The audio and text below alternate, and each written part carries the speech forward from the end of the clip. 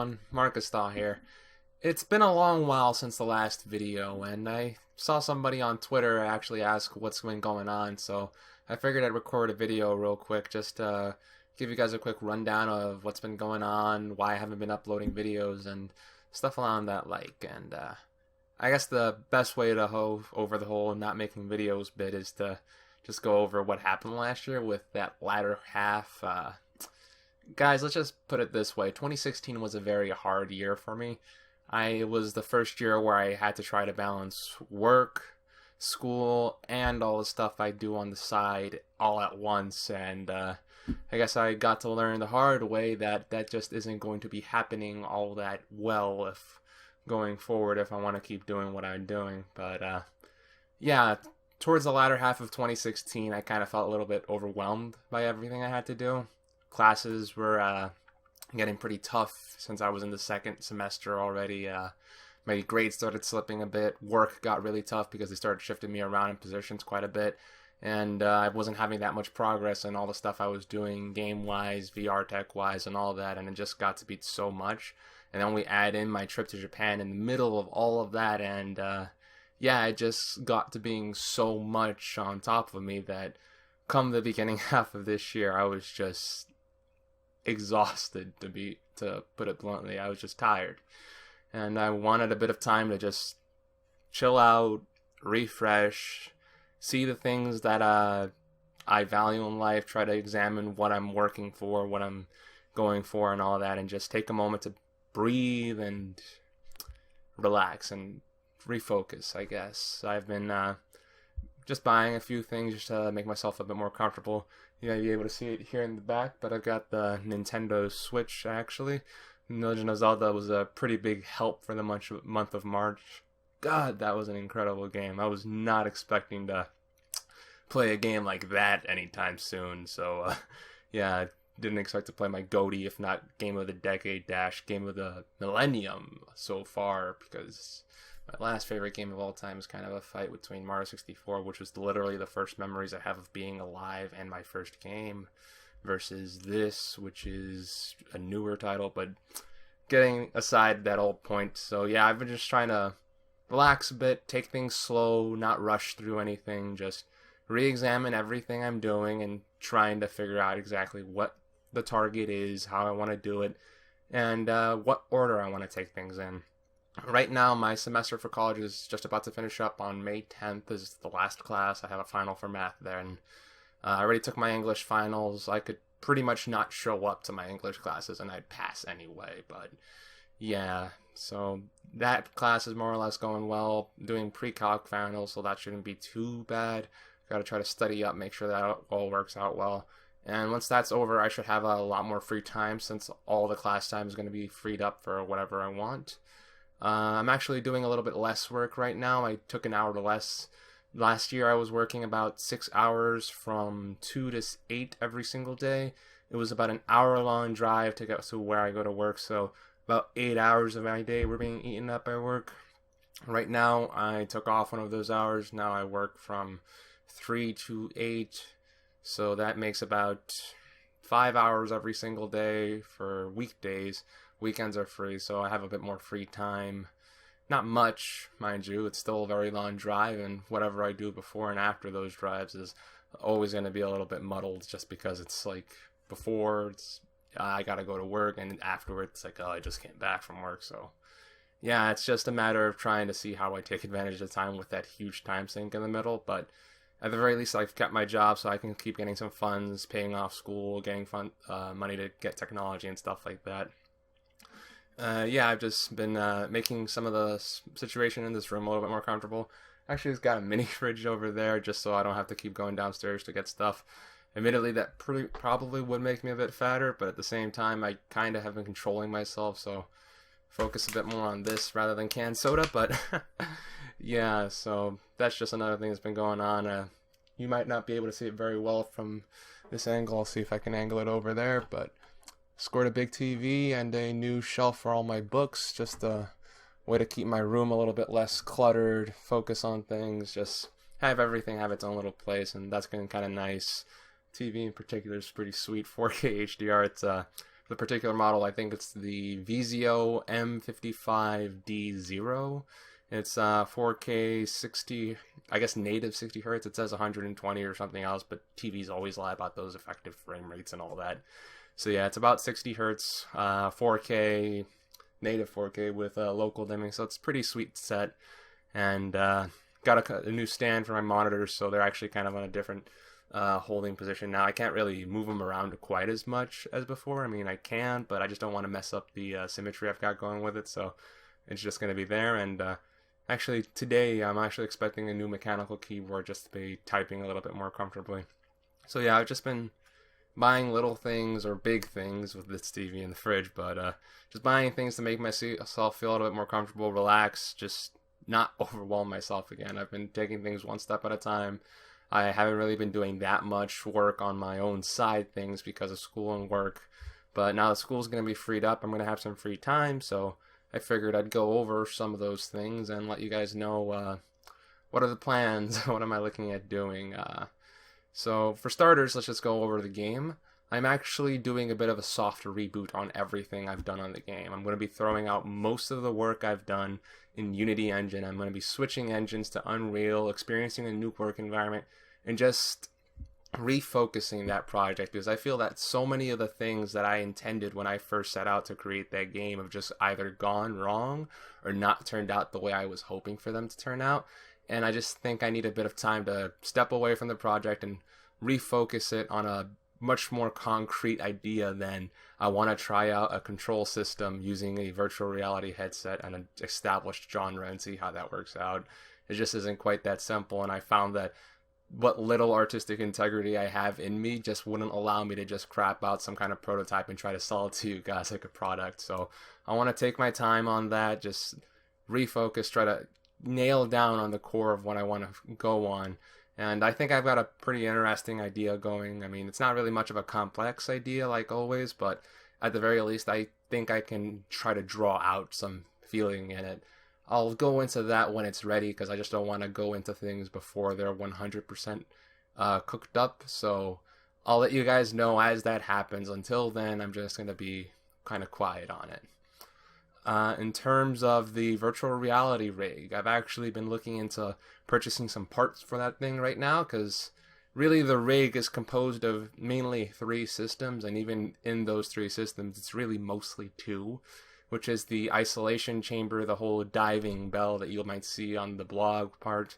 So yeah, that's that component should be the easiest to build, since it's relatively dumb technology. It's not really operating in a very complicated manner. All it really amounts to is just a giant box that I shove myself into for virtual reality. A giant fancy box, mind you, but at the same time, still just a box. So it should be the easiest thing to get up and running to really make the virtual reality rig pop and really start to get some of the construction going. I'm looking into what kind of materials I want to go for, just because I don't really have a giant factory I can work with. I can't work metal just to make a virtual reality rig. And quite frankly, after trying to mount my TV on the wall, I already see that my walls aren't exactly going to be holding up to too much weight on them. So I have to really figure out what kind of things I want to put on there, how much weight it's going to go for and all that. But yeah, it shouldn't be too tough. It's mostly just going to consist of anything that can hold onto the sound insulating or the sound dampening fabric or layers of vinyl and stuff like that, just to keep things out, and getting a couple of fans on there just to help keep ventilation up. Really, as long as it blocks sound out a lot better than my own room does at this point in time, that'll be more than good enough. Although at the same time, I want to make sure that I get enough air that I don't suffocate in there, and that I don't end up having a system that overheats my body and I end up getting a heat stroke or something while stuck in VR. God forbid. It's like I'm screaming, it's like help, and I can't get out of the box. Oh god, Kaya actually accidentally killing himself. That'd be hilarious as an anime. But yeah, that'd be that's some of the stuff that's going on with the rig at the very least. The more complicated and harder part that's really been taking up my time in terms of research is the whole circuitry of the matter, just because this virtual reality rig isn't really depending on a very complex mechanism. It's not like we're developing a brand new form of sensor or anything. We're just taking established electrodes and all that kind of stuff and trying to use it in a much more exaggerated and direct fashion than most people would reasonably want to do at home. It's like one of the beauties of the Nerve gear in Sword Art Online and the Atmosphere and stuff like that is how easy it is to use. You just put on the headset and boom, just say Link start and you're in virtual reality. It's simple, it's clean, it's elegant, and you don't really think that it's foolproof. You don't have to work for it.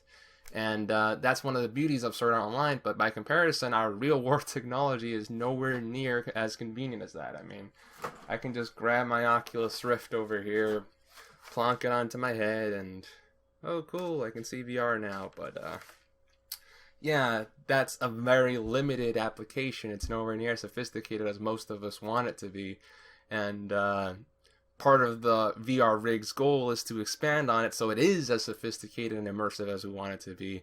But the problem with that is that our tech right now just isn't there to accomplish that without going all in and just inundating ourselves in technology. And at this point, it's just a matter of getting enough inputs and outputs in here. I mean, I've tried looking at microcontrollers that might have enough inputs and outputs, but guys, we're looking at a need for about 32 at the minimum analog connectors on the body to be able to pick up the signals that are going to be coming off of every single muscle on my body, and using that to try to predict what I'm going to be or what I want to do as an action via isometric activity, not actuated activity, because moving your body around is all good and all that, but as Sword Art Online Abridged showed, when you're able to move around while wearing a VR headset and you're acting out your actions, some pretty unfortunate things can happen. So yeah, trying to figure out if I can do the same thing using isometric contractions will be a pretty important first step, because if that works out, that means that the rest of the rig's basis is fair and sound. Because just to clarify on isometric contractions as well, it's basically when you try to move a muscle but can't, but the force you expend is still actuated. So think of it this way: say you are on the floor and you're trying to do a push-up. Even if you are so weak like I am that you'd barely be able to lift yourself, or you can't lift yourself at all, you're still expending energy in the attempt to push yourself up. And that expended energy can be measured, and that measured energy can be used as a reference point for a virtual reality system. So hopefully that'll work out all good and all that. I'm going to see if I can find a cheaper setup just to see if I can get, at the very least, a test going, because we don't really need to start off with the whole body, although if there is one particular region I want to test out first, it's going to be around the upper thigh and the femur area and all that, just because those muscles are the most involved in the walking generally, and that's the biggest problem that we have with virtual reality right now. I mean, VR hands are actually a pretty, I guess we could say we've done that or experienced that to a certain extent. I mean, not 100%. We don't have full VR suits out in the wild yet, but the virtual reality controllers that we do have with the Oculus Touch, the HTC Vive controllers, and the PlayStation Move controllers, they already kind of give you an idea of what it's supposed to be like to have your hands in virtual reality. Their main limitations are their lack of sophistication in terms of providing you haptic feedback, the fact that you can't really be halted in the middle of your action via the virtual world because you're just actuating things with physical motion controls. So yeah, it's going to be an interesting thing there, but with this system, it just gives us a little bit more immersion. But the fact that we have hands as a tested concept is already fine with me. What I want the most is the ability to walk around in VR without having to physically walk around. It's the locomotion problem with VR. It's the reason why so many virtual reality games that are being released right now feature teleportation and analog control stick inputs, just because any other method just doesn't work as well. So hopefully using EMG to predict our muscle movements in our legs will be accurate enough and immersive enough that we don't end up having any of the issues that we have with analog movement, where you try to move via the stick and you might feel a little motion sick if you can't handle it. So yeah, that's just something to see there, and I want to test that out as soon as possible, but I'm just trying to take things one step at a time, finish up class, and let's see what we move on to next, whether it's the game, the VR rig, or whatever. There's also just a matter of the channel itself. I haven't been doing as much content, but most of the reason for that is just because I haven't really felt like there's been all that much for me to say. I mean, I haven't been keeping up with the virtual reality news machine in a while, just because the Oculus Rift and HTC Vive were such a titanic disappointment that I just plain old lost all interest in what the industry as a whole is doing at this point in time. The last thing I really paid a bit of attention to was when Oculus announced their price drops for their controllers and the Rift headset itself. For the price I paid for the headset alone, now I could have gotten the Oculus Touch bundled in that right now. So yeah, it's early adopter tax. You kind of have to just deal with that. But yeah, that was the last thing I really kind of looked into, just because it was like, oh cool, it got a little cheaper. And yeah, so it's just been mostly a matter of me thinking about stuff in isolation, just processing how the rig is going to go, what I want to implement, whether or not it'll work, what kind of graphics technology I want to include in this, and that kind of stuff, just to see what's going to be going forward, just because I'm not entirely sure of what the future is. No one is. If you would have asked me in 2014 where I thought we'd be right now in virtual reality, well, you have the answer to that. I drew up an entire diagram of it, and clearly that is not what we have right now. So, yeah, it's kind of a bit of a disappointment, but at the same time, the future is in our hands. I want to push forward on the technologies I think will work out well. Whether or not they do is another matter entirely, but I want to try at least, and it's going to be a while before any of that happens, just because one guy working alone while working a part-time job and going to school, that's just not going to fly all that well with all the stuff I have to do.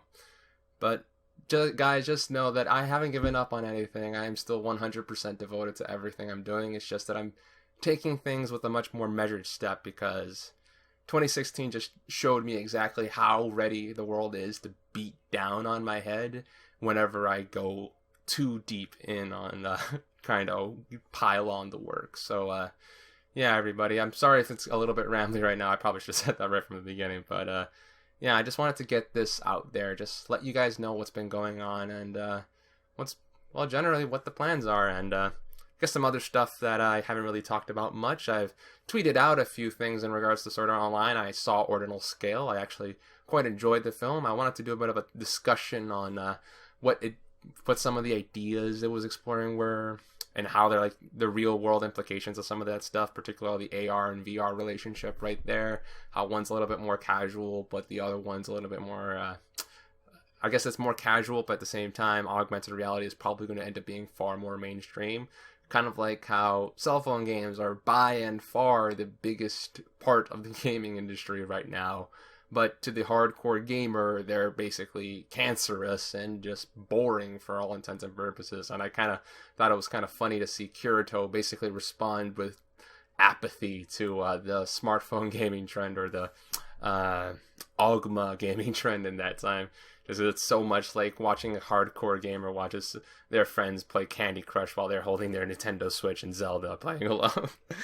But yeah, that was a pretty interesting movie, and I really enjoyed it. If you have the chance, it's probably one of the best things to come out of the Sword Art Online media franchise since the very first arc of the Ironclad, of the first season, Ironclad and all that. So yeah, that was pretty solid. I already showed the bookshelf there. I've been picking up and reading most of the SAO material there. I've been reading some of my Japanese stuff slowly, just because my kanji still isn't quite up there, but good thing with manga is a lot of them have furigana, so I can still read the hiragana and katakana symbols, and that makes it a little bit easier for me to read. So yeah, I've just been steadily working at it. I'd say right now I've got most of the kanji memorized up to around the first 300 around 350 of them. It took me about 3 months or so to get around to here, so maybe a little bit longer, but like 5 months since January. Haven't really been going at it every day like hardcore, just take a few minutes before I start my shift hour at work, and a few minutes afterwards before I head off and drive in my car as I wait for the train to pass so I can drive. But yeah, it was pretty that's been kind of satisfying, just seeing my steady growth in that area. The Sword Art Online books were pretty good. I just read the progressive novel, the 5th manga, I believe. That was also pretty solid. Looks like they're going to be starting up a new arc. I haven't really read the physical light novels. Haven't taken the time to do that. Kind of feel like doing it just because it's like I have the books. I should probably read them at some point. But yeah, I just haven't really taken the time to go through progressive. I've been keeping up with some of the anime for this season. Boku no Hero Academia has been pretty solid. Attack on Titan, Recreator's been pretty cool. Just been checking that out. Tsugumomo is actually a bit of a guilty pleasure right now. It just kind of reminds me a bit of my Negima craze when I was younger. So just kind of hitting that itch. But yeah, guys, I guess I'm starting to just ramble on now. But yeah, just don't worry. I have some things in mind for the future. I just don't want to talk about them that much just so that they don't bother you throughout the time. I don't want to keep popping up videos on your subscription to say, hey, I'm doing some stuff, and then you wait like 3 months later, it's like, oh, now you're doing something. And yeah, videos will release when they're ready. I'll talk to you guys when something's there. I just don't want to keep producing videos and going on and off all the time, and without having something substantial. So hopefully going forward, most of the updates that you see on this channel or the videos that you see will usually be something more physical and tangible. Like, say, for my next video, maybe I'll have the virtual realities rigs isolation chamber in the background, or maybe I'll have some kind of setup with a prototype for the virtual reality rigs leg portion, just to see whether or not the EMG systems work. Maybe testing out the static the principle of using static electricity to stimulate the touch sensory. I guess the sense of touch. See, guys, I'm going all over here. But yeah, it's just, I want to get stuff out there that's a little bit more tangible instead of just popping up a discussion real quick on anything here and there. Although, if you guys want me to discuss some of the topics I mentioned, like the whole relationship between virtual reality and augmented reality, my general thoughts on what the virtual reality industry is at right now, where I think the virtual reality rig is going to be heading going forward, whether or not I think it'll be practical in the mainstream. Here's a hint, it won't be.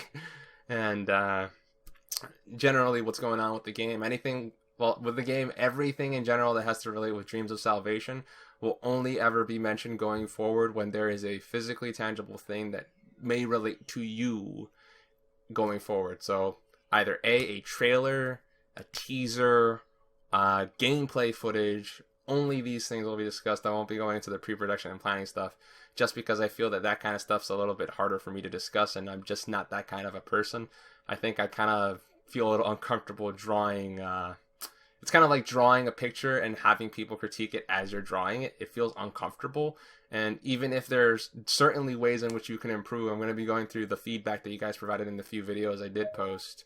And Cortana just said something.